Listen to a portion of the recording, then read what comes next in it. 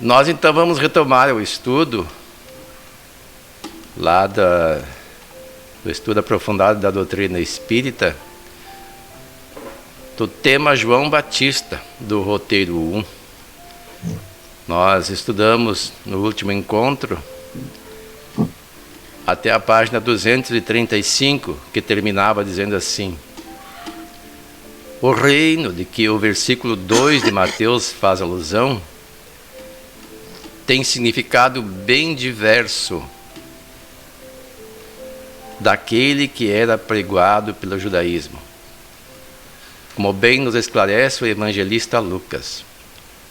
O reino de Deus não vem com aparência exterior, nem dirão ele aqui ou ele ali, porque eis que o reino de Deus está entre vós. Lucas capítulo 17, versículo 20, 21. E nós fizemos esse comentário, eu estou fazendo essa abordagem para que nos lembremos, e aqueles que vierem assistir no futuro esse vídeo pela internet poderão encontrar com o mesmo título que daremos a este, apenas esse será parte 2, na própria internet, esta abordagem anteriormente feita. Mas fazendo um ligeiro apanhado, por que Jesus disse que o reino de Deus não vem com aparência exterior, nem dirão ele aqui ou ele ali, porque eis que o reino de Deus está entre vós. Lembram disso?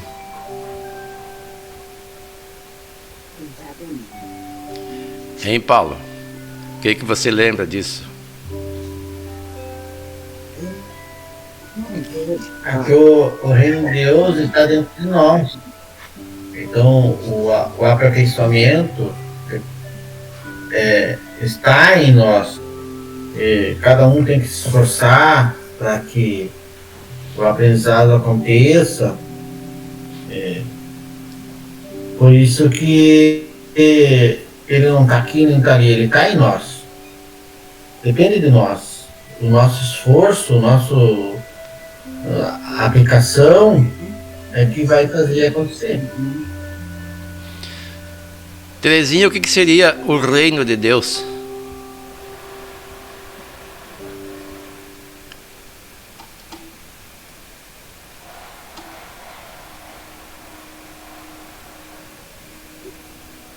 Não estamos te ouvindo, Terezinha. Está com o microfone ligado?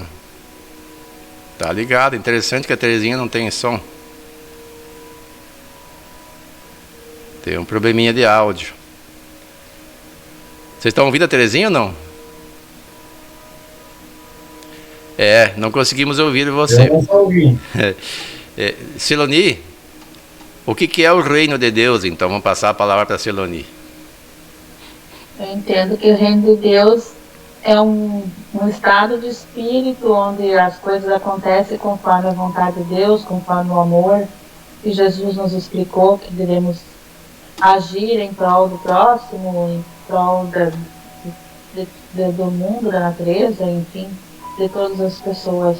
É onde paira o amor, a justiça, as leis de Deus, né?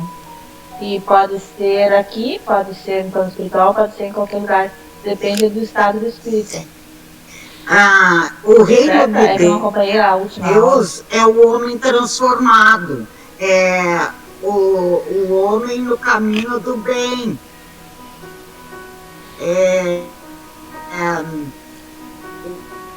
o homem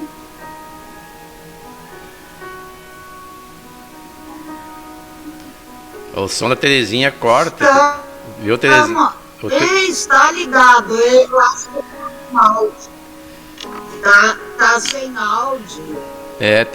Tá ligado, o problema é que é na transmissão, né? O problema na internet. Mas o que a gente pode resumir assim, o que é o reino de Deus? O reino de Deus não é um lugar definido. As pessoas no movimento cristão confundem o reino de Deus como se fosse um lugar paradisíaco, delimitado, situado em alguma região celeste que ninguém pode definir onde seja. E alguns até acreditam que existiu um paraíso aqui na Terra, o chamado Éden, Mas ainda o reino de Deus, eles acreditam que é uma coisa que é reservada para o futuro, onde ficarão os chamados eleitos, aqueles que cumprem a vontade de Deus, que seguem fielmente o Evangelho de Jesus. Não é de toda errada essa interpretação. Mas Jesus diz assim: o reino de Deus está entre vós. Ele pode estar em qualquer lugar. Ele diz assim: nem dirão ei-lo aqui ou ei-lo ali, porque eis que o reino de Deus está entre vós. Mas ele só vai existir, esse reino de Deus, quando todos os que estiverem no ambiente observarem integralmente o Evangelho de Jesus. Porque o Evangelho de Jesus retrata a lei de Deus toda inteira, em 2 mandamentos. O próprio Cristo disse: amar a Deus sobre todas as coisas e ao próximo como a si mesmo. O que tem a mais são suplementos, são explicações de como fazer isto. Como amar a Deus sobre todas as coisas e ao próximo como a nós mesmos. Onde as pessoas fizerem isso, não haverá violência, não haverá rancor, não haverá ódio, disputas, mas apenas solidariedade, fraternidade e o amor realmente vivenciado. Então, com certeza, um lugar assim seria o reino de Deus mesmo. E não outra coisa. E não pensarmos nós que precisamos até por questão de consciência, mas não precisamos achar que só os que cumprem o Evangelho de Jesus vão para um chamado paraíso. Se fosse assim, não ia ninguém da terra, porque ninguém cumpre integralmente. E as pessoas acreditam, muitos irmãos nossos, que aceitando Jesus basta. Sim, basta. Mas aceitar Jesus é seguir plenamente o seu Evangelho. E não apenas dizer que aceita Jesus de uma maneira exterior e achar que já está salvo. Nem sabem que é salvo do que? Eles acham que é salvo da condenação de ir para o inferno. Um inferno físico também não existe. Não existe um inferno delimitado. Um inferno é um estado de espírito. Quantas pessoas aqui na Terra não vivemos ou vivem o inferno em determinados momentos, e alguns por maior tempo do que um tempo de paz, se atormentando, ansiosos, com receio e às vezes com ódio mesmo no coração. Isso é estar vivendo um inferno astral, bem diferente do que seria o reino de Deus. Mas hoje nós estamos estudando João, que foi o precursor que veio antes de Cristo, preparar o terreno, né? Nós vamos continuar o estudo. Tu tem material aí, Celo? Sim, então vamos pedir para você dar início à leitura e depois faremos os comentários, a análise. Tá. Então vou continuar a leitura aqui. João preparava o caminho para que Jesus pudesse nos fornecer a chave do reino dos céus e nos ensinasse as diretrizes para o alcance da harmonia pessoal, estabelecendo o reino de Deus no coração. João Batista pregava o advento do reino dos céus com ardor, usando de todo o poder de convencimento que possuía. A mente, como não ignoramos, é um incessante gerador de força, através dos fios positivos e negativos do sentimento e do pensamento, produzindo o verbo, que é sempre uma descarga eletromagnética, regulada pela voz. Por isso mesmo, em todos os nossos campos de atividade, a voz tonaliza a exteriorização, reclamando apuro de vida interior, uma vez que a palavra, depois do impulso mental, vive na base da criação. É por ela que os homens se aproximam e se ajustam para o serviço que lhes compete, e pela voz o trabalho pode ser favorecido ou retardado, no espaço e no tempo. Tá, vamos dar uma pausa aí e fazer uma análise desse trecho de leitura. Aqui diz: João Batista preparava o caminho para que Jesus pudesse nos fornecer a chave dos reinos dos céus e nos ensinasse as diretrizes para o alcance da harmonia pessoal, estabelecendo o reino de Deus no coração. Veja como é que começa o texto: estabelecendo o reino de Deus no coração. Não é estabelecendo o reino de Deus em um determinado lugar, você preparando para ir para um lugar chamado reino de Deus. E depois, abaixo, tem uma citação que diz assim: a mente, como não ignoramos, é o incessante gerador de força, através dos fios positivos e negativos do sentimento e do pensamento, produzindo o verbo, que é sempre uma descarga eletromagnética regulada pela voz. O que isso quer dizer?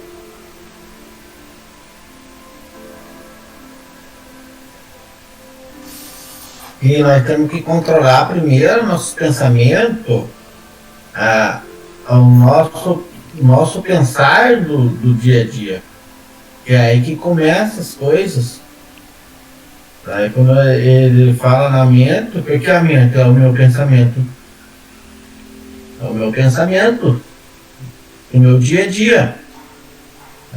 Agora, nesse momento, a gente está com um pensamento mais elevado, porque a gente estuda uma obra que traz uma mensagem de reflexão.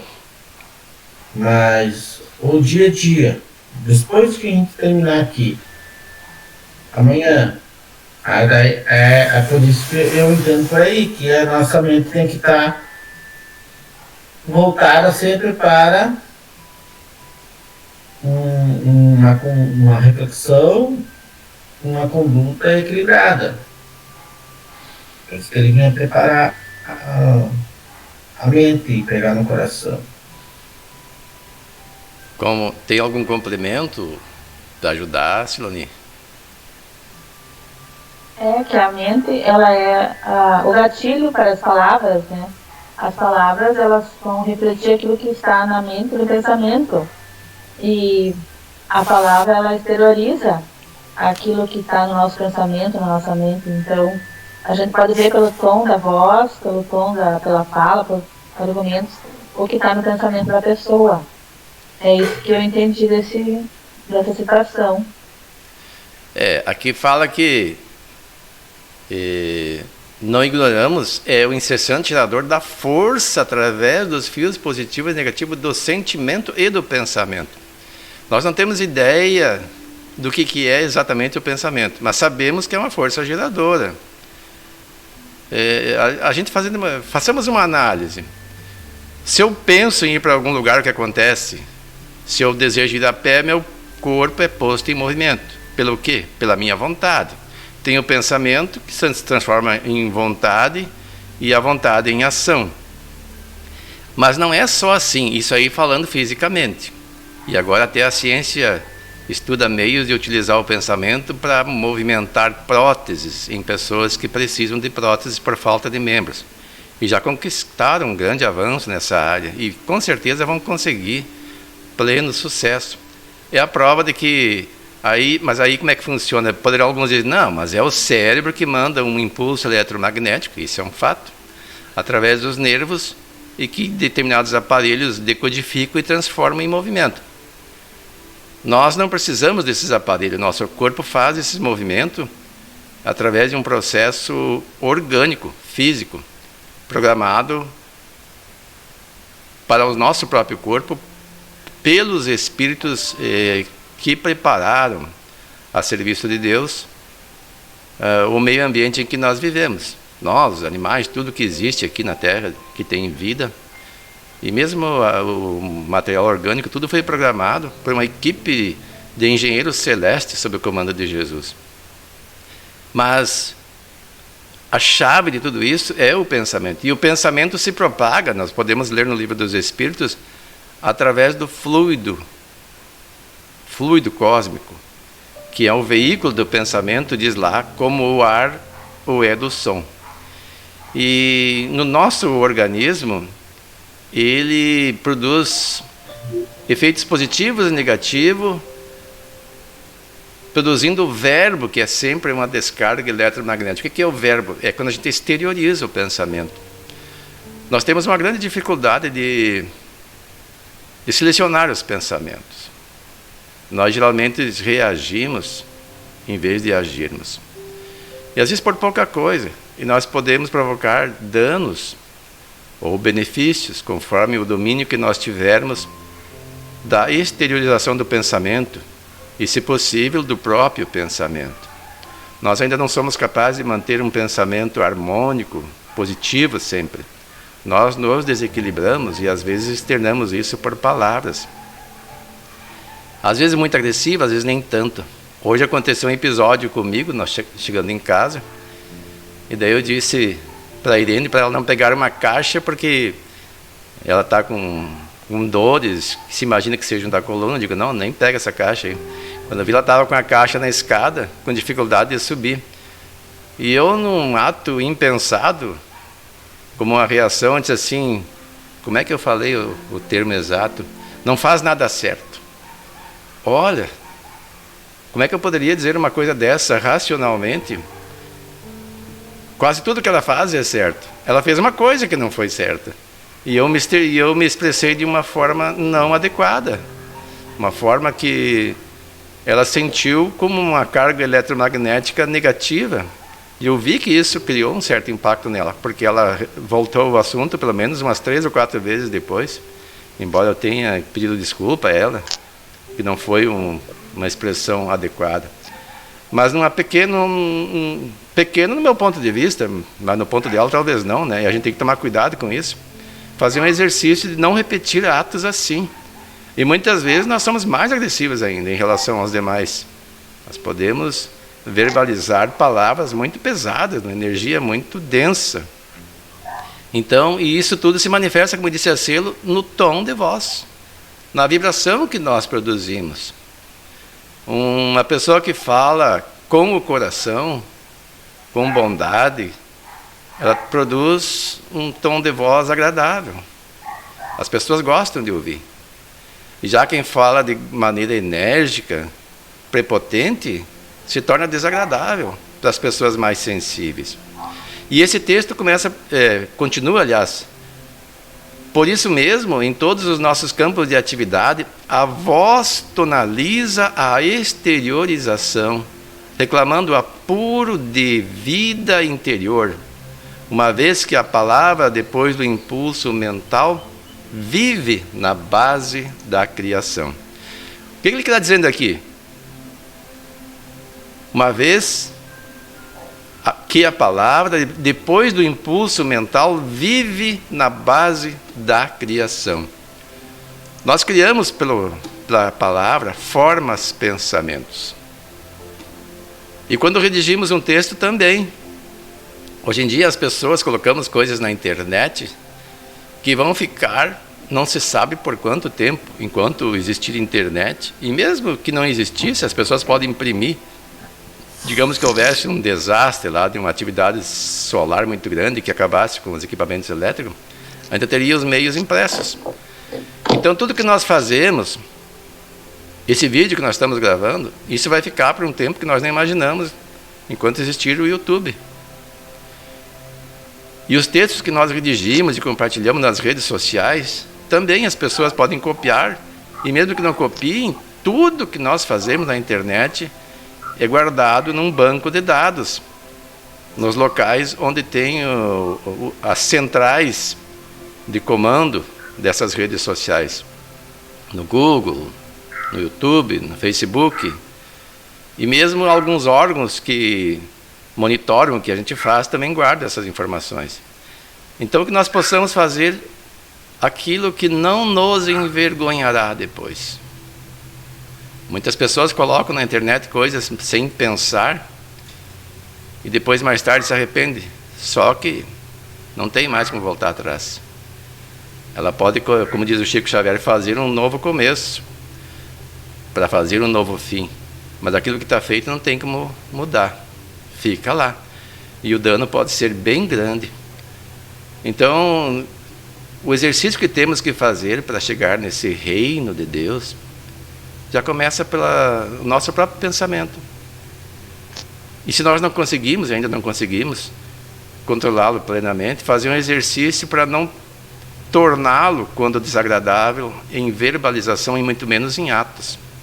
Porque há pessoas que transformam em atos, inclusive, de atos que depois vão se arrepender amargamente. A gente vê no noticiário aí pessoas que cometem até crimes, porque colocam em prática os impulsos desequilibrados que ainda nós alimentamos. E aqui diz: vive na base da criação. Porque tudo que nós criamos antes vem do pensamento. Tudo. Tudo que nós olharmos aí, que existe fisicamente, uma vez foi pensado. E depois foi colocado em prática e transformado em criação. E depois prossegue o texto: é por ela que os homens se aproximam e se ajustam com o serviço que lhes compete. E, pela voz, o trabalho pode ser favorecido ou retardado no espaço e no tempo. Quem cria obras literárias, ou qualquer outra obra, hoje cinematográfica, ou telenovela, enfim, tem um grande compromisso com a sociedade, porque essas pessoas influenciam muita gente. E pela voz, nós podemos, ao expressarmos o nosso pensamento, favorecer o bom trabalho. Trabalho só é bom mesmo, né? Segundo o Livro do Espírito, trabalho é toda ocupação útil, no espaço ou no tempo, ou retardá-lo. Uma crítica destrutiva. A crítica só é boa quando é construtiva, então a crítica não é por si só má. O modo é como é feita. Quando a pessoa faz uma crítica com o sentido de destruir, ela faz um desserviço. Agora, quando a crítica é dirigida à pessoa diretamente, não ao público, no sentido de auxiliar, aí ela é construtiva, apontando onde pode ser melhorado, o que está incorreto para corrigir. A crítica, de preferência, quando é construtiva, deve ser direcionada ao interessado, não às demais pessoas, porque daí vai virar maledicência. Então temos que tomar um cuidado com essas questões. Mais algum comentário a respeito?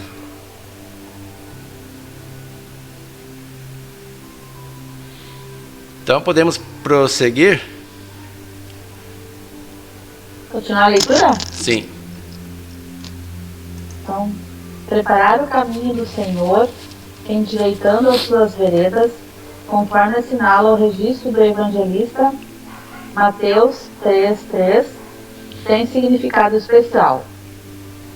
O homem bem intencionado refletirá intensamente em melhores caminhos, alimentando de ideias superiores e inclinando-se à bondade e à justiça.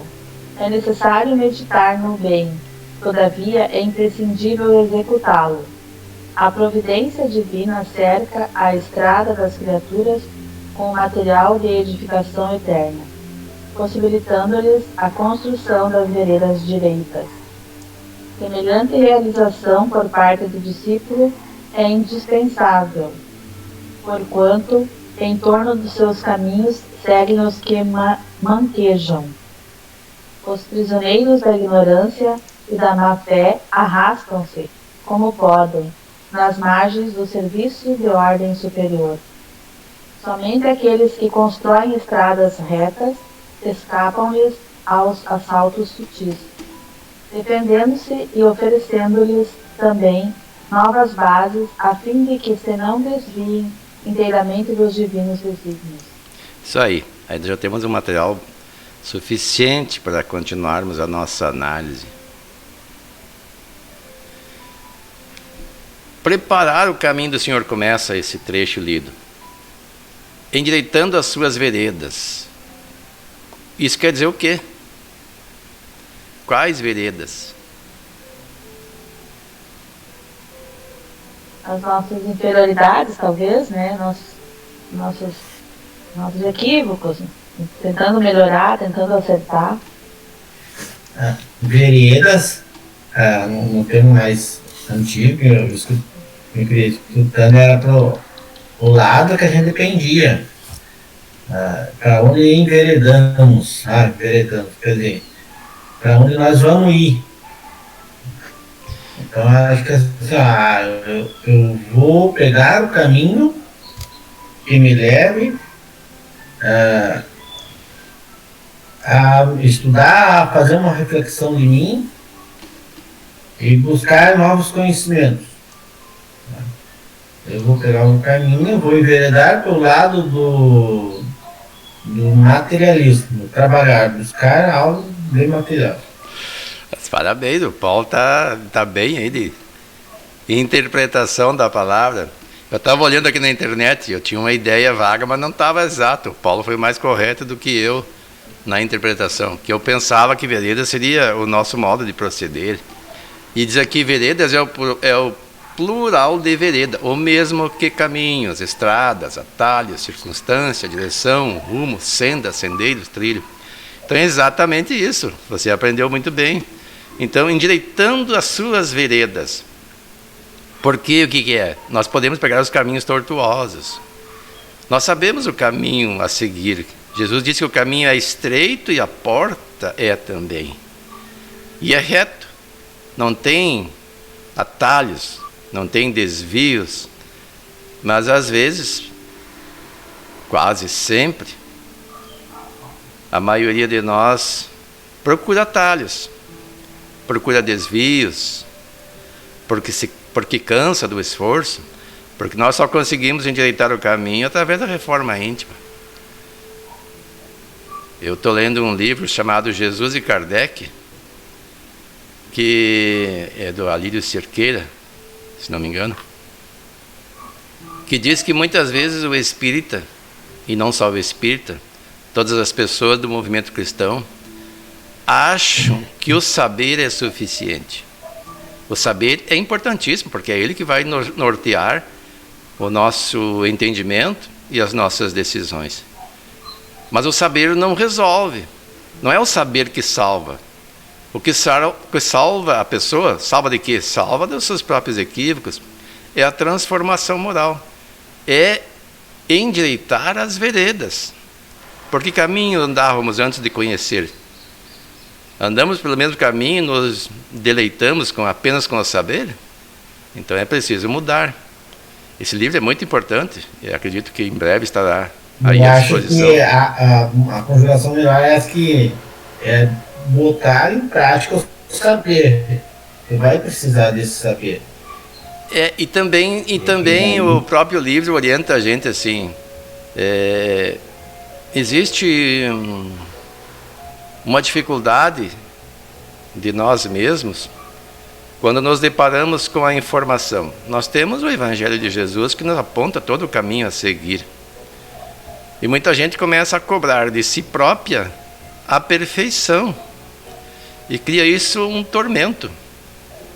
Claro que nós devemos cobrar a perfeição. Jesus disse: sede perfeitos como o vosso Pai Celestial é perfeito. Mas que não nos desesperemos em fazer isso de uma hora para outra, mas também não façamos nessa análise que eu estou agora fazendo motivo para retardar, mas nos esforçarmos. Mas a gente vai cair muitas vezes. Só vamos conseguir isso com exercício. Nós seremos postos à prova muitas vezes, até em que não precise mais sermos provados. Até que o nosso caminho esteja direto e nós nem pensemos em sair dele. E aí diz assim: o homem bem intencionado refletirá intensamente em melhores caminhos. Como disse o Paulo, é caminho mesmo. Alimentando de ideias superiores, inclinando-se à bondade e à justiça. Então o que é esse caminho direto? É o caminho da bondade, é o caminho da justiça. E aí diz assim: é necessário meditar no bem. Todavia, é imprescindível executá-lo. Quando nós estudamos, nós fazemos nossas reflexões. Quando realizamos o Evangelho no lar também. Pelo menos é o que todo mundo deve fazer, né? Fazer uma reflexão. O que isso tem a ver com a minha vida? Estou de acordo? E daí diz assim: todavia é imprescindível executá-lo. Executar o quê? O bem. Praticar o bem. E aí precisamos discernir o que é bem e o que é mal. Segundo a doutrina espírita, o bem é tudo o que é de acordo com a lei de Deus, e o mal, tudo o que lhe é contrário. Alguns poderão dizer, mas o mal não existe, o mal é a ausência do bem. Não deixa de ser verdade. Mas o mal, para que nós entendamos, é tudo o que for contrário à lei de Deus. Tudo que for de acordo é o bem. Existe um exercício que eu já ouvi recomendado para todos nós. É quando vamos fazer uma coisa e estamos em dúvida se aquilo é bem ou mal. Se fosse Jesus no nosso lugar, como ele agiria? E se nós nos dizemos cristãos e como tais seguidores do Cristo, como nós devemos então agir? É esse o pensamento que nós devemos fazer. E daí tirarmos a nossa conclusão. E executar a coisa conforme nos recomenda a consciência. A consciência, segundo o Livro dos Espíritos, quando Kardec perguntou onde está escrita a lei de Deus, o que os Espíritos responderam? Vocês sabem? Respondam. Na consciência. Questão 621, lembram? Na consciência. Mas por que a consciência de um é diferente da do outro? Ela está, sim, escrita na consciência. Só que a consciência de nós todos não é igual, não é uniforme. Ela é gradativa no seu aspecto de entendimento. É conforme a gente entende. A quem mais foi dado, mais será cobrado, disse Jesus. Porque a sua consciência, quanto mais é dado de conhecimento, tem maior bagagem, tem maior capacidade de discernir. Quando a pessoa pensar o que é bem e o que é mal, a consciência geralmente entende. Mas se nós formos olhar certas culturas que estão aquém do nosso entendimento das questões morais, tem muita coisa que eles fazem que a nossa consciência não permite que nós façamos. Nós já avançamos um pouco. E daí prossegue o texto. A providência divina cerca a estrada das criaturas com material de edificação eterna, possibilitando-lhes a construção das veredas direitas. Semelhante realização por parte do discípulo é indispensável, porquanto em torno dos seus caminhos seguem os que manquejam. Quem são esses que manquejam?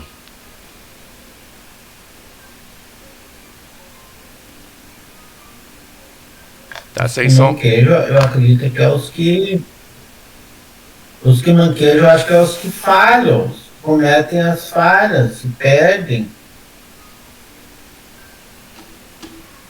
Concorda, Siloni? Sim, os que manquejam é que fazem alguma coisa errada, que envereda pelo lado tortuoso, pelo caminho errado, em vez de ir pelo caminho certo. O dicionário diz que manquejar é andar cocheando, arrastar de uma perna, claudicar, mancar. Essas pessoas, aqui simbolicamente falando, têm dificuldade de avançar. E muitos nem avançam. E aqui diz que a realização é do discípulo. Quem é o discípulo? É aquele que procura seguir Jesus. E que isso é indispensável. Que ao lado deles, ou de nós, se nos considerarmos discípulos de Jesus, seguem essas pessoas.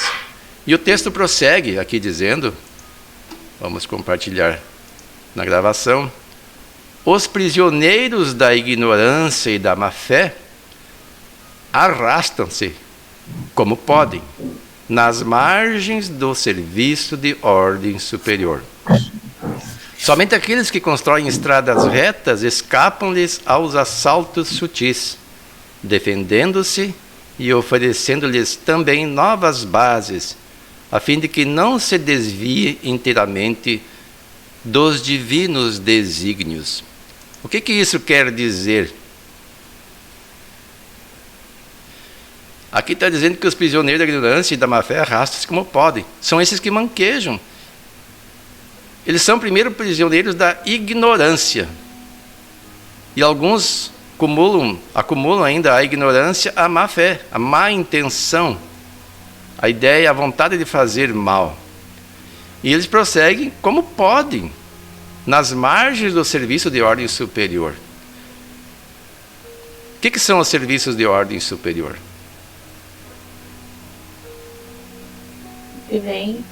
Os serviços que vêm do plano maior, plano superior, né? Plano dos espíritos mais elevados. Serviço implica trabalho. Nós vimos que trabalho é toda ocupação útil. Mas o trabalho também tem trabalhos mais comuns, trabalhos mais aperfeiçoados, tem os trabalhos de ordem superior.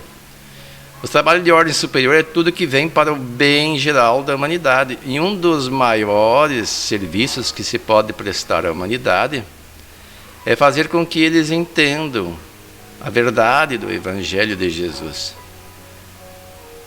E, acima de tudo, nós entendermos também antes de fazermos com que os outros entendam. E exemplificarmos. Aqui diz: somente aqueles que constroem estradas retas escapam-lhes aos assaltos sutis. Que assaltos sutis são esses desses que manquejam? Hoje, por exemplo, tem tantos, a maioria de nós manquejamos, alguns mais, outros menos. E tem muitas pessoas influentes que arrastam multidões, e alguns são tidos até por heróis, por modelos a serem seguidos. E embora manquejam, influenciam pessoas por ignorância e mesmo por má fé, com mecanismos sutis, enganando as pessoas. Então precisamos ter cuidado. Isso que defendem é bom? Isso que nos sugerem fazer é útil? É agradável?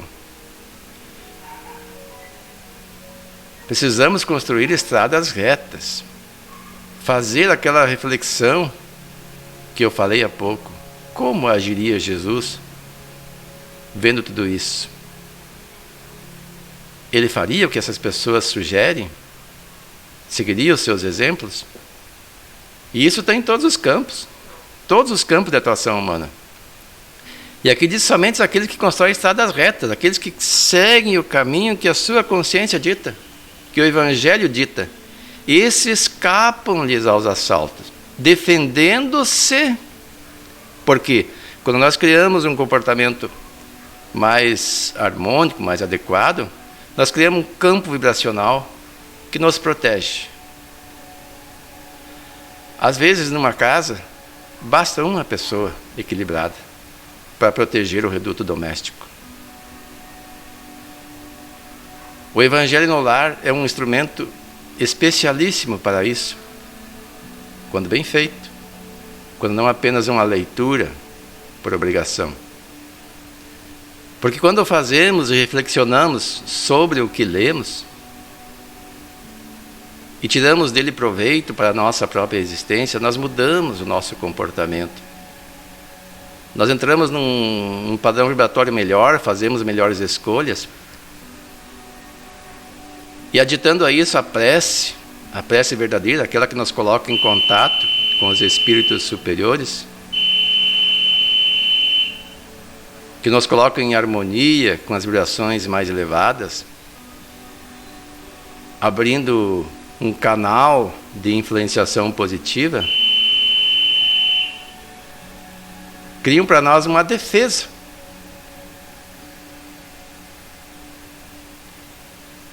E ao mesmo tempo nós oferecemos novas bases, a fim de que não se desvie inteiramente dos divinos desígnios.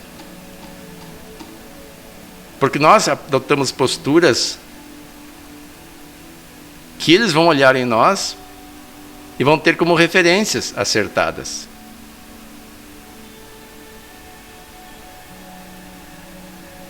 Mas aqui diz somente aqueles que constroem estradas retas.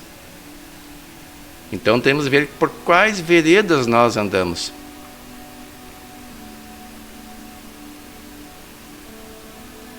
Nossa estrada é reta? Se não estamos construindo uma estrada reta o suficiente, se a nossa vereda não é acertada, nós não estaremos indenes, não estaremos escapando dessa má influenciação, desses assaltos sutis que muitas vezes atacam o nosso modo de pensar mesmo. Algum comentário mais?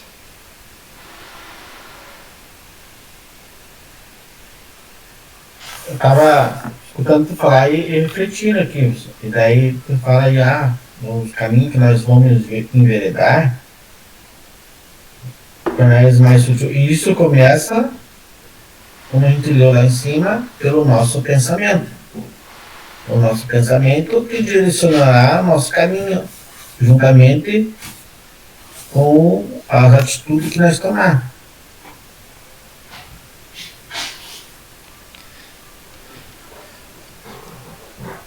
Nós vimos antes que o pensamento é a base de toda a criação.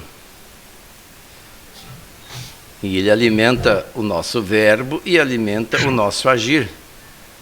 Então é preciso saber como escolher os melhores pensamentos, né? Paulo, tu quer seguir para nós a leitura? Posso seguir? No segundo texto de Mateus 3:11, lemos que João Batista batiza com água as pessoas que desejam ser convertidas, atendendo ao rito judaico. Sabemos hoje que tal simbolismo é dispensável, uma vez que a verdadeira conversão ocorre no íntimo do ser. Esclarece Emmanuel que os espíritas sinceros, na sagrada missão de paternidade, devem compreender que o batismo aludido no Evangelho é da evocação das benções divinas. Não, no Espiritismo não há batismo ou outro ritual de qualquer espécie. Jesus veio em seguida à pregação de João Batista, oferecendo-nos o seu evangelho de luz e amor. Tá, vamos dar uma pausa aí e fazer uma análise desse trecho aqui. Aqui diz que João Batista batizava com água as pessoas que desejavam ser convertidas, atendendo ao rito judaico. E depois encerra dizendo assim: os espíritas ou espiritistas sinceros, na sagrada missão de paternidade. Por que sagrada missão de paternidade? Porque nas religiões cristãs, a maioria ou quase todas, existe o ritual do batismo. Alguns entendem como um único batismo, que são nas religiões protestantes, né? E já no catolicismo existe alguns rituais antes do... Aliás, tem o batismo e depois alguns rituais posteriores, né? Que é a crisma, que é uma confirmação do batismo. Eu não entendo muito de catolicismo, não me lembro do tempo que eu estudava, que eu comecei a estudar o catecismo lá quando era criança, mas não me lembro muito bem. Mas era isso, a gente se batizava quando nascia e depois fazia a crisma um pouco mais alta. Inclusive, para casamento tem que ser crismado. E por que no Espiritismo não há batismo ou outro ritual de qualquer espécie? Aqui diz: o espiritista sincero, na sagrada missão de paternidade, deve compreender que o batismo aludido no Evangelho é o da inovação das bênçãos divinas. O Espiritismo procura trazer o cristianismo redivivo, porque nós sabemos que o cristianismo... Aliás, a palavra cristianismo surgiu lá entre os homens do caminho. Eles chamavam-se homens do caminho quando Jesus foi crucificado, fundaram a Casa do Caminho. Se não me engano, foi Lucas que sugeriu, né? Quem somos nós? Os homens do caminho ou os seguidores do Cristo? Aí surgiu a expressão cristãos e o cristianismo, que é o movimento cristão. Mas o cristianismo prosseguiu com práticas que não foram realizadas por Jesus. Jesus nunca batizou. E nós encontramos lá, vou compartilhar com vocês. Vamos compartilhar aqui.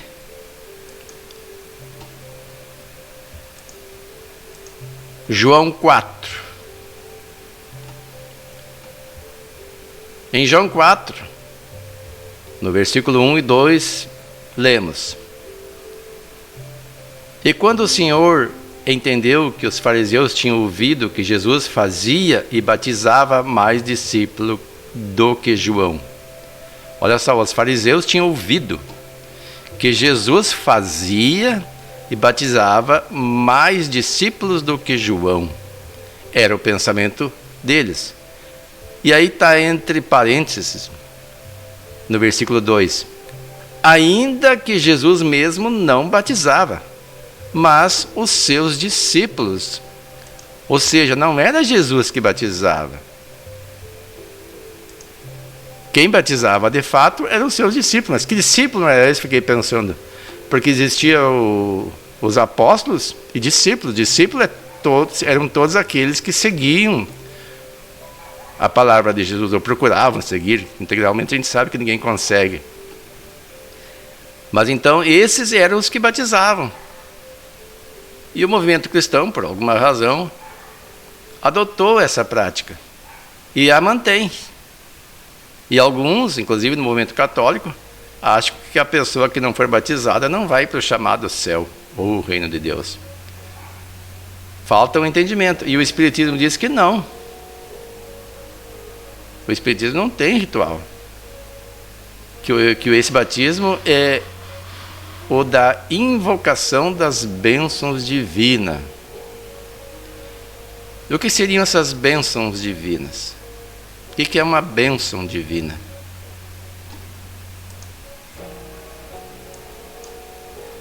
Vamos ver aqui na internet o que é a palavra bênção, para nós termos uma ideia. Ato ou efeito de benzer ou de abençoar. Voto de felicidade e proteção divina formulado em favor de alguém. Então, com base nisso, nós podemos dizer que bênção divina é abençoar a ação. Esse é o batismo. Porque Jesus, até o João Batista disse, né? Esse veio para batizar, está registrado lá, vai batizar com fogo. Não é o batismo da água. E esse fogo nós podemos entender de uma forma simbólica. O fogo que queima os erros, através das experiências, das provações. Porque, como eu disse, não basta conhecer o Evangelho de Jesus. Nós precisamos colocá-lo em prática. A teoria só não é suficiente para dar o título de seguidor de Jesus. Seguidor de Jesus é aquele que exercita o Evangelho através das práticas do dia a dia. E isso é enfrentando as dificuldades, é enfrentando a própria imperfeição, não se desesperando pelas nossas fraquezas, não se sentindo um desgraçado, alguém que mereça ser punido, porque nós criamos um mecanismo de autopunição pelo complexo de culpa, mas aceitando-nos como nós somos, com as nossas virtudes já conquistadas, que é muito importante, porque nós sempre temos a tendência de valorizarmos os defeitos, as dificuldades, mas basta qualquer um de nós fazer uma análise. Nessa última encarnação, já que não temos lembrança das anteriores, mas segundo o livro dos Espíritos, o Espírito não retrograda, só avança. Cada vez que reencarnamos, estamos um passo adiante do que estávamos antes. Dificilmente alguém vai manter uma encarnação inteira sem aprender alguma coisa de positivo. Então nós temos algumas virtudes. Claro, a maioria ainda por ser desenvolvida, mas alguma coisa nós já avançamos. Qualquer um de nós faça uma análise antes de conhecer o Espiritismo, por exemplo. Nós não mudamos nada? Será que não alteramos nada para melhor? A gente olha lá um monte de coisa que tem que fazer e às vezes meio que desanima, porque vê tantas imperfeições e foca-se nas imperfeições. Santo Agostinho diz que um meio de nós avançarmos é, como um sábio da antiguidade nos disse, conhece-te a ti mesmo. Mas o sentido de conhecermos-nos a nós mesmos não é no sentido de apenas encontrarmos os defeitos e ficarmos nos lamentando por isso. É nos esforçarmos por corrigi-los. Mas não achando que basta encontrar o defeito que eu já vou ser diferente. Qualquer um de nós faça uma análise. O que mais eu tenho dificuldade agora? Ou quais os pontos que eu mais tenho dificuldade de mudar? Aí eu me dou conta. Depois de uma reflexão dessa. Isso é suficiente para que eu não continue com a dificuldade? Eu vou ter que ser provado. A vida vai se encarregar de me colocar em prova. E aí a importância do Evangelho no lar, no sentido de reforçar a vontade de acertar, de pedir inspiração para que Deus, Jesus, através do nosso mentor espiritual, o chamado anjo da guarda no movimento cristão, nós chamamos de guia protetor, nos auxilie. E não esmorecer. Nós vamos cair muitas vezes, temos um longo caminho até chegar à perfeição relativa, e não vai ser nessa, nem nas próximas encarnações, vão ser muitas encarnações depois, não temos nem ideia, depende de cada um, que nós conseguiremos isso. Então, por essa razão, no Espiritismo não há batismo, porque o batismo não muda a pessoa. Ela pode entender que basta se batizar que já está salva. Não está salva, não. O batismo que João fez era um simbolismo que representava o arrependimento das pessoas dos equívocos do passado. Mas por isso não se tornavam santos. O próprio Cristo disse que o menor do reino dos céus era maior que João Batista, imagine. E daí encerra esse trecho de leitura. Jesus veio em seguida à pregação de João Batista, oferecendo-nos o seu Evangelho de luz. E para nós o Evangelho de Jesus, que é o Evangelho de luz. Aliás, o que é Evangelho? Vocês têm ideia do que é Evangelho? O que a palavra Evangelho quer dizer?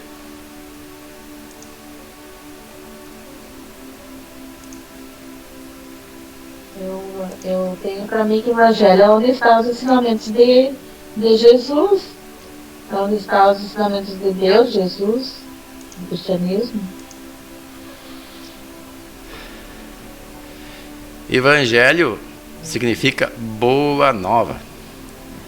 Nós entendemos Evangelho como aquilo que está no Novo Testamento, que são os 4 evangelistas, né? Lucas, Mateus, Marcos e João.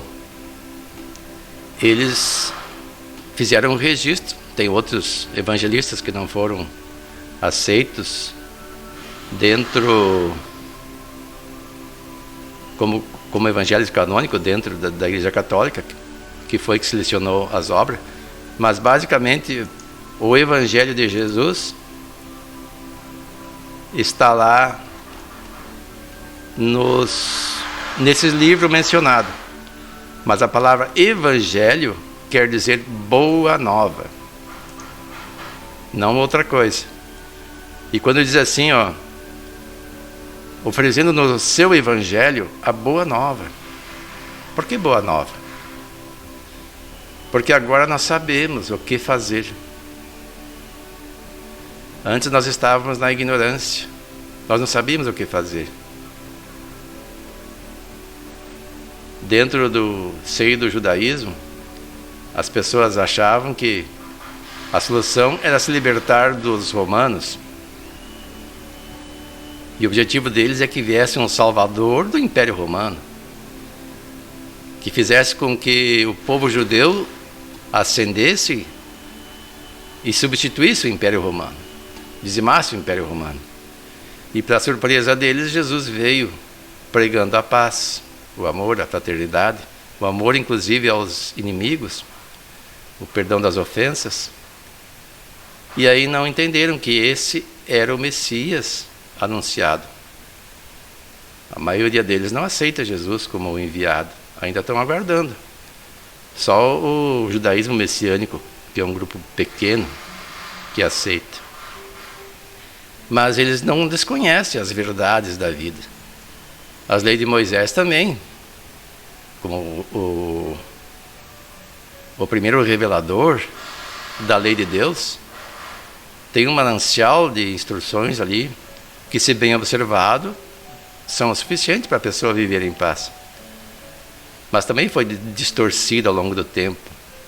Se apegaram tanto à letra e fizeram tábua rasa do que estava escrito sem entender as razões de certas leis. Por exemplo, guardar o sábado, porque nós estudamos num encontro anterior. Por que guardar o sábado? O objetivo é recuperar a energia, mas não quer dizer que nesse dia não se possa auxiliar alguém.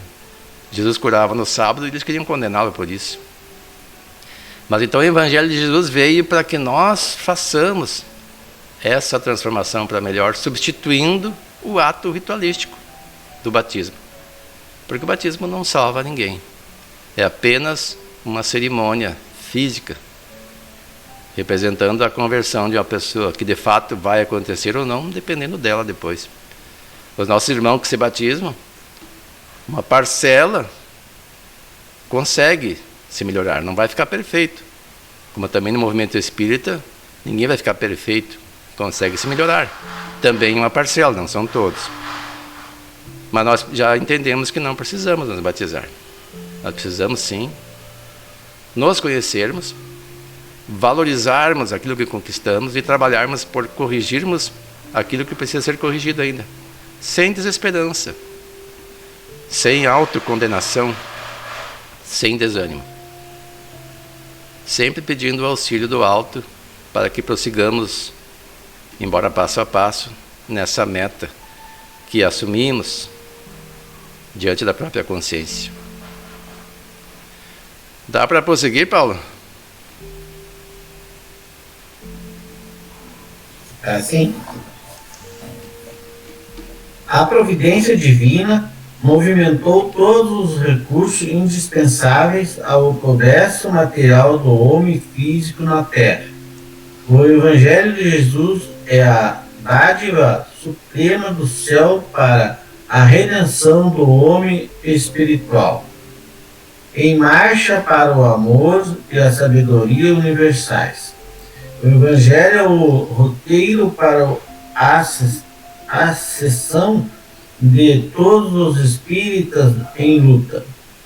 O aprendizado na Terra para os planos superiores do ilimitado.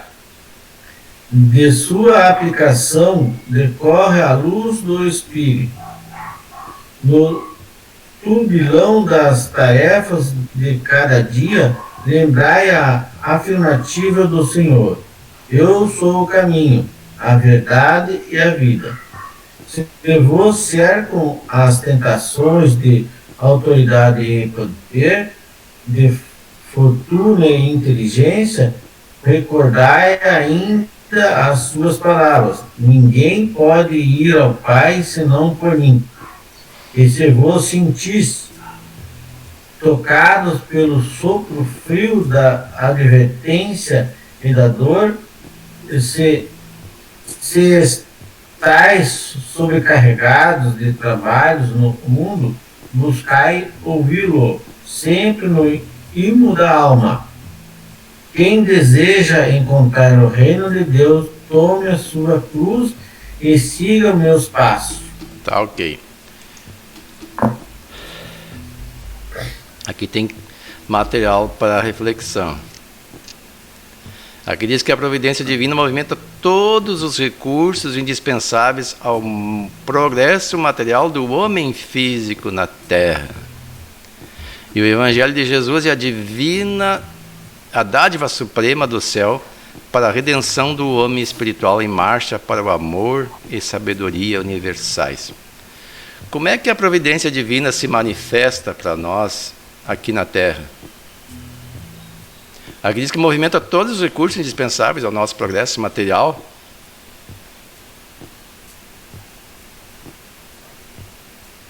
Eu acho que ela se manifesta, Wilson, assim, ó, através de tudo que está em nossa volta. Começando pela natureza, começando pela a mensagem de um bom livro, através do nosso próprio trabalho. A providência divina está a se manifestar para nós. Ela se manifesta em toda a área. Ela se manifesta em todas as áreas, sim. Mas aqui diz assim, a providência divina movimentou todos os recursos indispensáveis ao progresso material do homem físico na Terra. Vamos analisar só esse pontinho aqui, só da questão material, da questão física. Você falou aí a natureza, os recursos que a natureza nos disponibiliza, a própria convivência social. Nós somos seres gregários, somos interdependentes e temos na Terra mais de 7 bilhões de pessoas encarnadas e uma parcela expressiva no campo produtivo, produzindo, outros no campo de administração, outros controlando, outros regrando. Então nós, cada um fazendo a sua parte, as coisas materiais funcionam. E quanto mais bem organizado, melhor. Hoje nós fazemos o Evangelho todos os dias e hoje a Celoni participou. Durante a semana, ela, por causa do trabalho, não pode participar conosco por causa do horário. E nós conversávamos sobre a vida, porque nós entendemos que nós somos o ápice da criação. Nós estávamos estudando o livro A Gênese, que falava do período diluviano. Só que o período diluviano, geologicamente falando, não é o dilúvio aquele de Moisés. Ele é calculado entre 15 mil anos e 2 milhões de anos, 2 milhões e meio de anos atrás. Nós fizemos uma pesquisa. E nesse período se destruiu quase toda a vida. Houve cataclismos generalizados, o solo se movimentou, as águas tomaram conta de tudo. E hoje se encontram nas cavernas maiores, por exemplo, acúmulos de ossos de animais carnívoros e vegetarianos que tentaram se refugiar e acabaram sendo mortos pelas águas invadindo. E aí nós perguntávamos como é que a providência divina atua nisso. Criou um planeta, encheu de animais e depois destruiu tudo. E se a pessoa não tiver um entendimento mais aprofundado de como é que funciona a lei da vida, pode até desacreditar em Deus. Aí passa para o materialismo puro, do evolucionismo distante do criacionismo. As religiões cristãs, quase todas ou todas, são criacionistas. A ciência, quase todos os cientistas se dizem evolucionistas. E o espiritismo é criacionista evolucionista, ou seja, nós sabemos que tudo provém de Deus, mas tudo evolui. Esses desastres naturais são decorrentes de acidentes naturais, da própria acomodação do solo, e os animais e as plantas que viviam na época cumpriram seu papel. O que foi destruído é apenas a matéria, o princípio inteligente permanece. A natureza é assim. O nosso corpo é assim. Nós nascemos, temos uma carga energética, nós chamamos de fluido vital, que nos mantém ativos e saudáveis até um certo tempo. Depois começa a diminuir esse fluido vital. As células vão se deteriorando, são renovadas sim, mas não com a mesma energia de antes. E o corpo vai enfraquecendo até que vem a morte física. E nós saímos, espíritos da matéria. Mas eu perguntava, será que nós somos o ápice da evolução? Nós achamos que sim. Mas será que fora do campo físico nós não temos também que evoluir? E como é que Deus, diz aqui, movimenta todos os recursos indispensáveis? Nós temos um planeta que nos dá tudo. E nós, nos considerando os seres mais evoluídos do planeta, os filhos de Deus, cuidamos desse planeta, daquilo que Deus nos dá? Nós cuidamos desses recursos? Nós pensamos no nosso bem-estar. A gente viaja aí e vê as pessoas jogando lixo. Pare na beira da estrada, vai olhar o que tem na beira da estrada. No Brasil, não sei como é que é nos outros países, né? Mas no Brasil é assim. Aqui, se nós pegarmos a Venâncio Aires e sairmos em direção ao norte,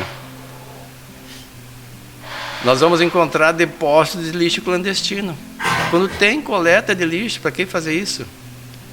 As pessoas têm alguma coisa lá, não sabem o que fazer, em vez de buscarem recursos ou gastarem um pouco de recurso para se descartar adequadamente do lixo, largam ali. Está longe dos olhos, acho que está resolvido. Mas o planeta é um só, nós estamos destruindo o meio ambiente onde nós nos encontramos. Então precisamos valorizar esses recursos que Deus nos dá. Porque Ele nos dá tudo. Você mesmo falou, Paulo, nós temos oxigênio em abundância para respirar.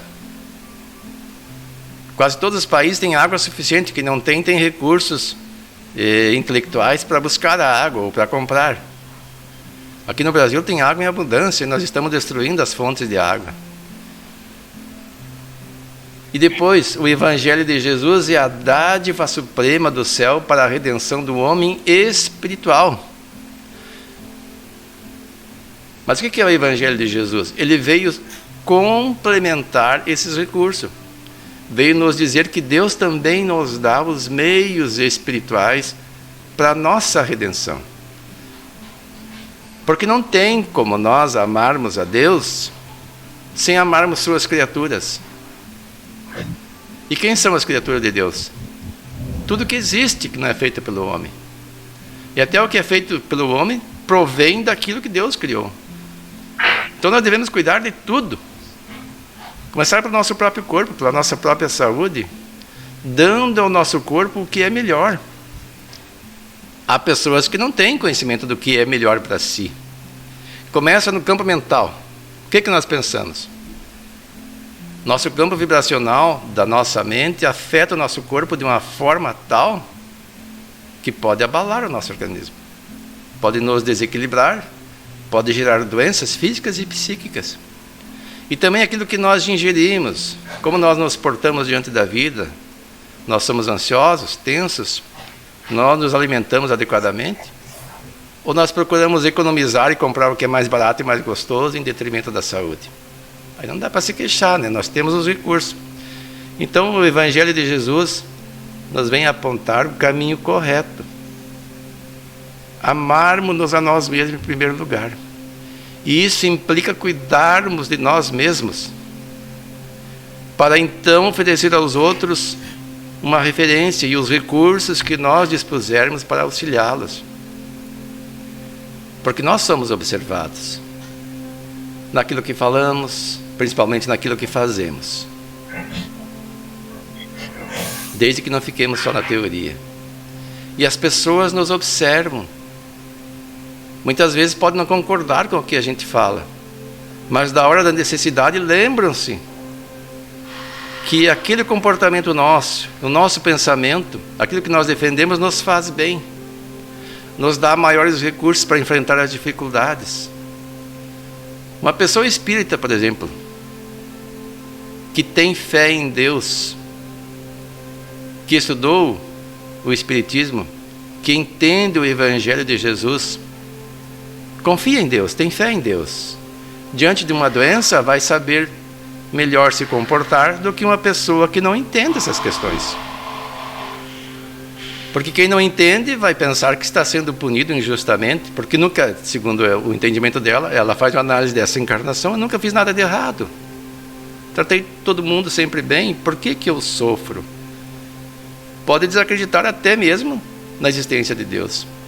E o Espiritismo favorece o entendimento para que nós compreendamos que tudo é decorrente da lei de causa e efeito.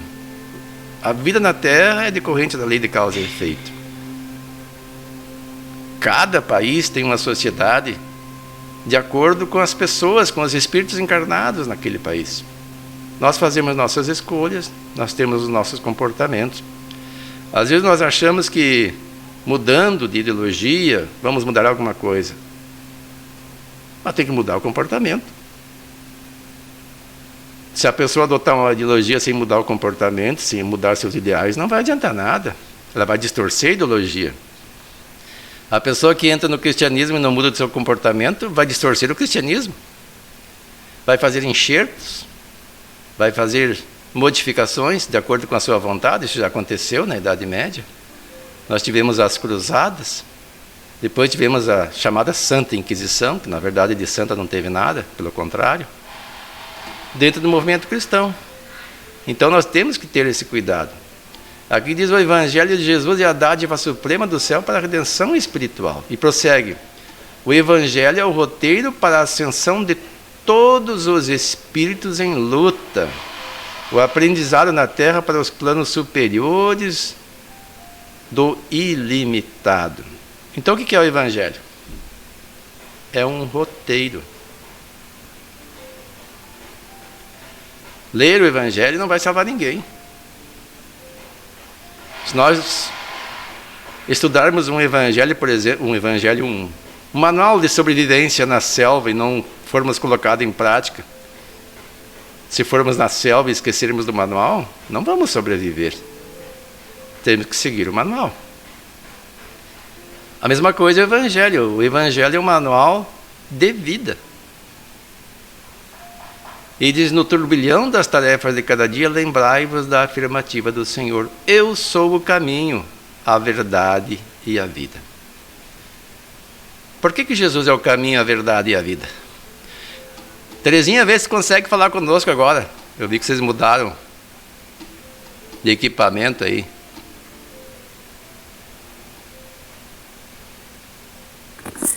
Mudamos, estamos de celular agora, porque não sei o que aconteceu, né? Vou ter que mandar fazer um check-up nele. Às vezes tem que reiniciar o celular. Às vezes é só reiniciar. Uma vez o meu também, eu falava com as pessoas por telefone e não me ouviam. Aí a minha filha reiniciou ele, funcionou. Mas, tá. Viu, Terezinha? Aqui diz assim: eu sou o caminho, e a verdade e a vida. Por que Jesus é o caminho, a verdade e a vida? Eu penso que os ensinamentos que ele trouxe para nós que vão nortear o nosso proceder. E a gente, esse caminho que ele mostra é exatamente a gente seguir esses ensinamentos. E o caminho, é a verdade, porque Deus é a verdade. E os ensinamentos nos levam à evolução até nos aproximarmos da perfeição de Deus e a vida, né? Porque a vida que realmente importa é a vida do espírito, né? E essa nossa evolução, ela é a evolução espiritual. É o nosso espírito que precisa dessa luz que nós buscamos através dos ensinamentos do Mestre. Jesus veio nos trazer um referencial de um modo de vida em que o reino de Deus esteja presente. Então, por isso, ele é o caminho. E vida, você acabou de dizer, né? O reino de Deus só há vida, disse Jesus, e vida em abundância. Porque a vida verdadeira, ela implica saúde física e mental. Porque a saúde não pode ser só física, tem que ser física e mental. Nós temos que ter o básico para atender nossas necessidades orgânicas e também as necessidades espirituais, de afeto, de carinho, de solidariedade, de amor. E depois o trecho prossegue, mais adiante.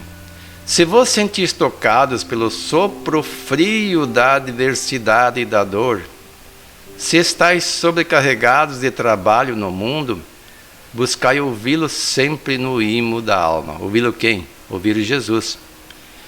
Quem deseja encontrar o reino de Deus, tome a sua cruz e siga os meus passos. Isso disse Jesus. Que cruz é essa que nós temos que tomar e seguir os passos de Jesus?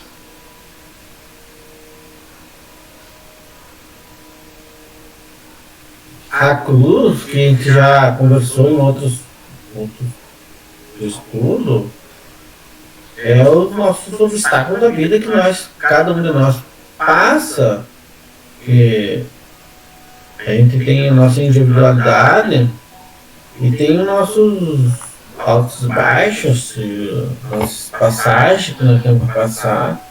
Essa é a nossa cruz, as dificuldades que vamos encontrar seguindo nossa vida.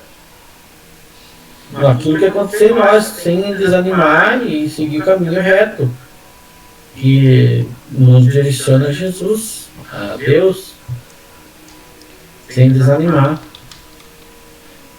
Tu concorda, Siloni? Sim, eu acho assim que é a nossa.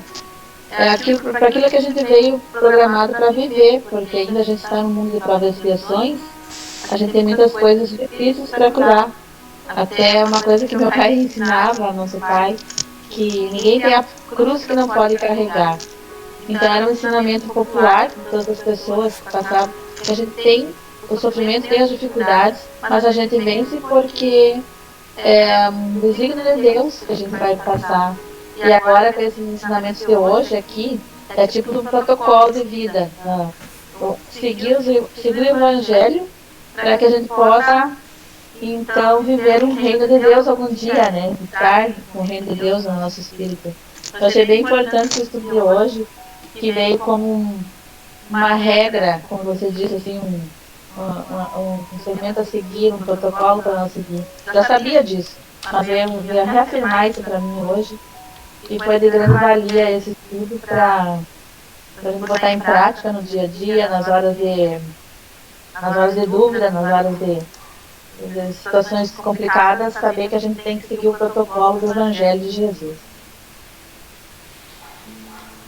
Encontrei aqui na obra, numa página do Consolador, diz assim: a cruz daqui e a de lá.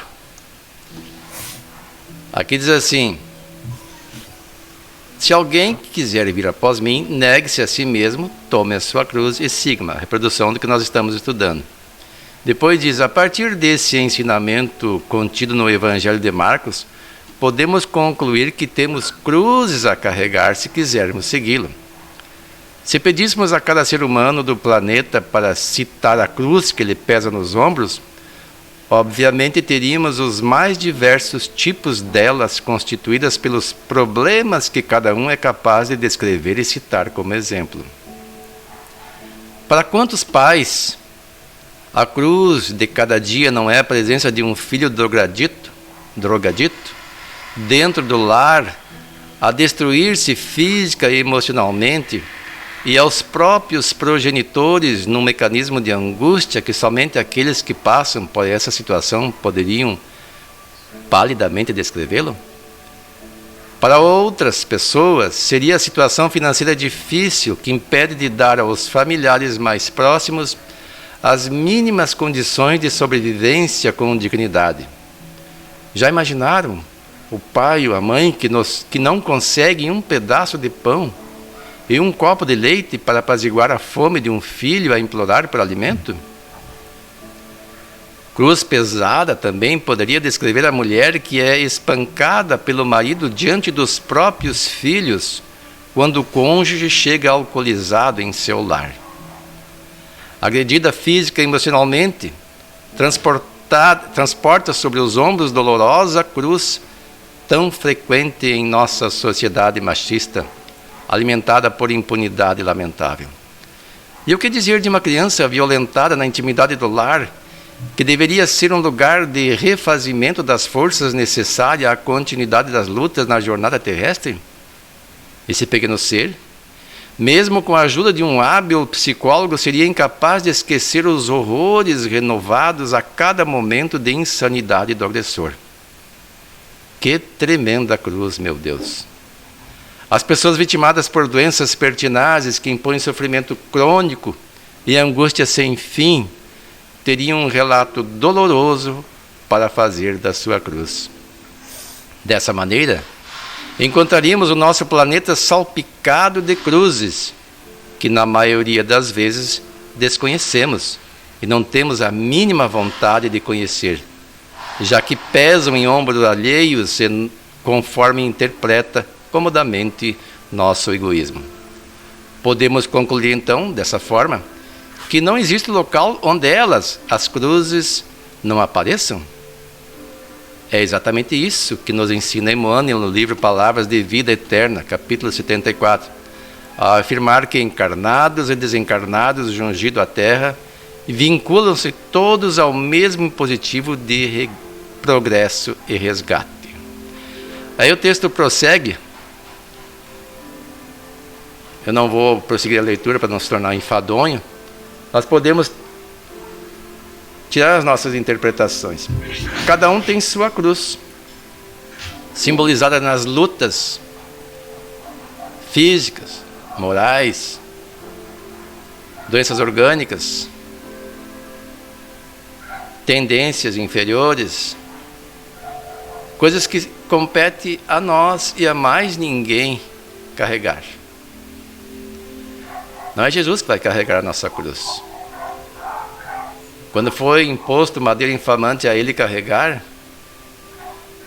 o objetivo com que ele aceitou essa tarefa infamante foi demonstrar que mesmo assim, vilipendiado, agredido, escarnecido, ele jamais odiou o semelhante. Morrendo na cruz, pediu a Deus que perdoasse aos seus algozes, dizendo que não sabiam o que faziam. Esse é o exemplo de Jesus. E quando ele fala, tome a sua cruz, ele ainda não tinha sido crucificado. É que a cruz era um meio de martírio que os romanos utilizavam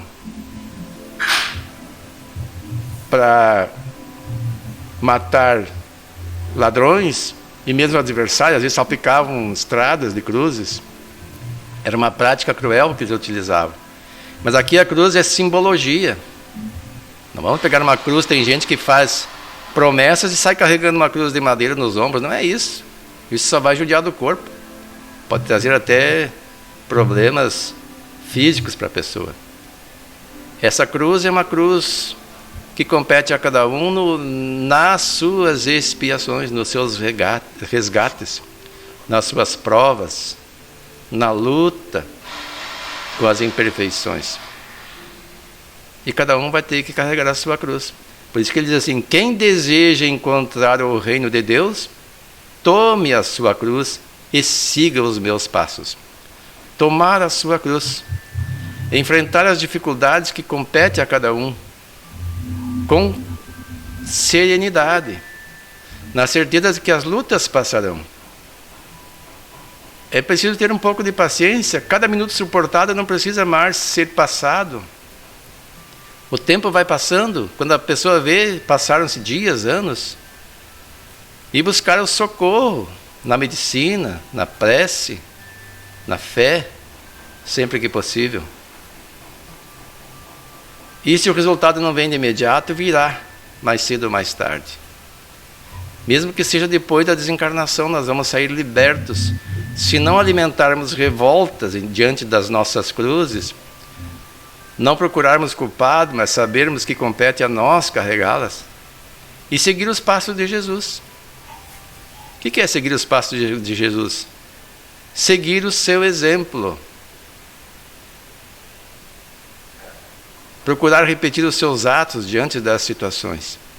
Não vamos conseguir de imediato, mas vamos andar passo a passo, resolutos, persistentes, confiantes de que Deus nos auxilie, nos estimule, os bons espíritos nos assistem nessa tarefa. Quando nós formos bem intencionados e realmente quisermos. O livro dos Espíritos nos diz que muitas vezes o que falta para nós é a vontade. Nos falta a vontade de acertar e de nos conduzirmos pelo caminho reto, pelas veredas direitas.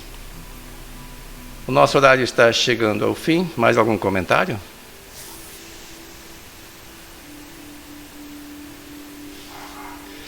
Senão eu vou pedir para o Paulo fazer a oração de encerramento, então. Podemos iniciar? Sim. Então, como elevar o nosso pensamento a Deus, a Jesus, em forma de agradecimento por esse momento que estamos reunidos, buscando entender mais o Evangelho de Jesus.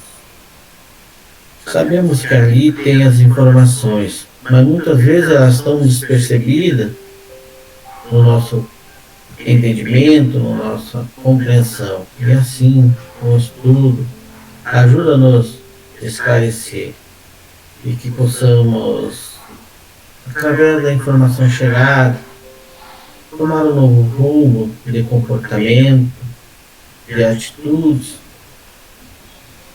que possam nos direcionar melhor a esse caminho reto que leva a Jesus. Te agradecemos, Senhor, por essa dádiva que você coloca diante de nós, que muitos ainda não conseguiram chegar,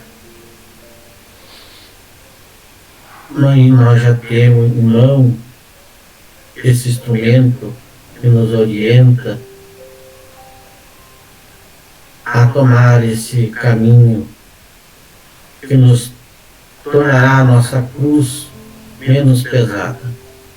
E não nos lamentamos pelas pequenas dificuldades que encontramos no nosso caminho, porque é elas que fortalece o nosso pensamento, ela que fortalece a nossa persistência em seguir firme nessa jornada, porque não estamos aqui apenas nessa vida. Essa vida é apenas um começo de muitas que levarão a nós entender melhor esse ensinamento que Jesus quer colocar para cada um de nós.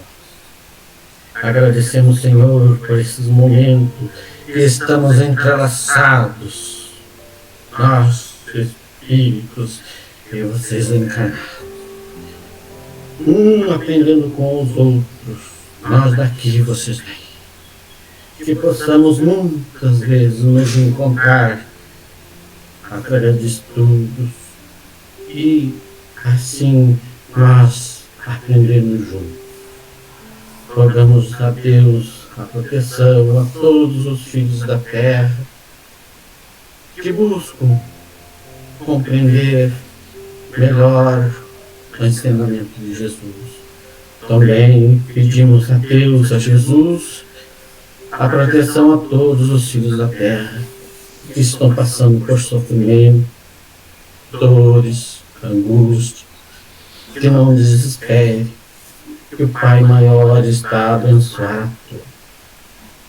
Com esse pensamento, irmãos, agradecido, desejamos uma boa noite a todos. Sim, seja. Então, obrigado pela presença de todos. Até o próximo encontro. Até bom final de semana. Até domingo. Tchau.